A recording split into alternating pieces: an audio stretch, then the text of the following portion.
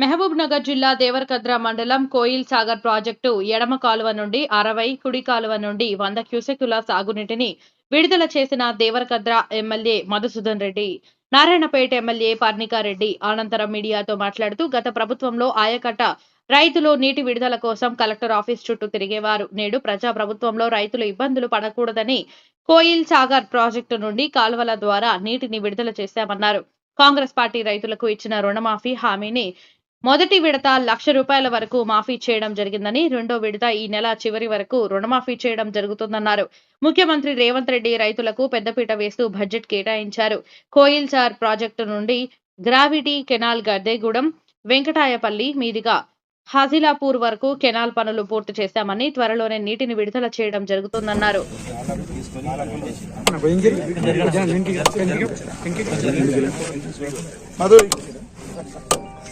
మెల్లగా అంటే నేను ఇంకా మెల్లగా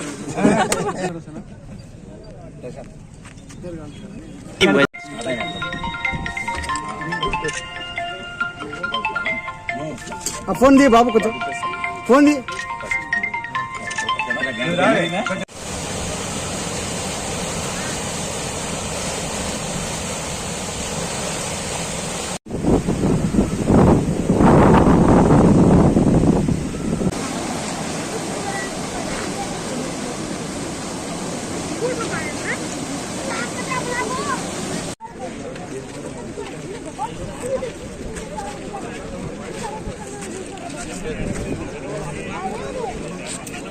బడ్జెట్ గతంలో ప్రభుత్వాలు ఏవైతున్నాయో బడ్జెట్ ప్రవేశపెట్టినా ఆ బడ్జెట్ లో కేటాయింపులు జరిగినా కూడా ఏ శాఖ కేటాయించిన బడ్జెట్ ఆ శాఖ ఖర్చు పెట్టకుండా వాళ్ళ అవసరాల కోసం వాడుకున్న విషయాలన్నీ కూడా ప్రజలకు తెలుసు.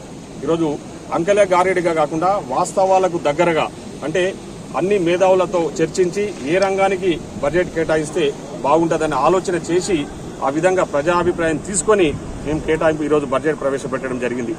దాన్ని ఈరోజు పెద్ద ఎత్తున హర్షం వ్యక్తం చేస్తున్నారు. ముఖ్యంగా మా ఫైనాన్స్ మినిస్టర్ శ్రీ బట్టి విక్రమార్క గారిని కూడా చాలా పెద్ద ఎత్తున చాలా మంచి బడ్జెట్ ప్రవేశపెట్టారని చెప్పేసి హర్షం వ్యక్తం చేస్తూ ఉంటే, కొన్ని కళ్ళు లేని కబోదులు ఏదో విమర్శ చేయాలని చెప్పేసి పని లేని వ్యక్తులందరూ కూడా ఈరోజు 6 నెలల తర్వాత మొదటిసారిగా అసెంబ్లీకి వచ్చి నిన్న మాజీ ముఖ్యమంత్రి గారు కాంగ్రెస్ వాళ్ళు పెట్టిన బడ్జెట్ అంతా కూడా డొల్ల బడ్జెట్ అని చెప్పేసి తప్పుడు విమర్శలు చేస్తా ఉన్నాడు.